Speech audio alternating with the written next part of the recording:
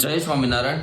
આજે મારા ગુરુ ભગતજી મહારાજનો જન્મદિવસ છે, એટલે કે ગુણાતીતાનંદ સ્વામી પછી જે ગુરુપદે હતા એ ભગતજી મહારાજ। તો ભગતજી મહારાજના થોડા ગુણોને આપણે યાદ કરીએ તો ગુણાતીતાનંદ સ્વામીમાં એ કેવા એકલીન રહેતા હતા એના હું તમને બે ત્રણ પ્રસંગ કહું। તો પહેલો પ્રસંગ તો એ છે કે જ્યારે ભગતજી મહારાજ એટલે કે ગુણાતીતાનંદ સ્વામીએ ભગતજી મહારાજને કીધું પ્રાગજી આંબા સુકાય છે, ત્યારે ભગતજી મહારાજે કોઈની પણ મદદ લીધા વગર એને સેવા ધારીને ભગતજી મહારાજ તરત 300 આંબાને 3 દેગડા પાણી પાયું, એ ભગતજી મહારાજ।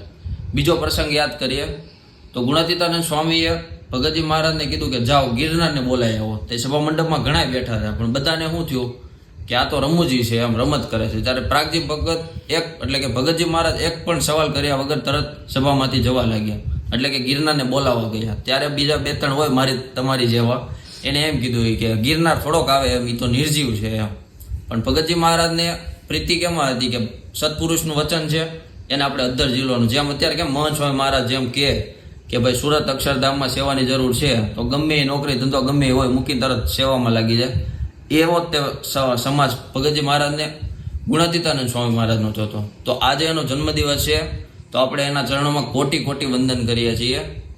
જય સ્વામિનારાયણ।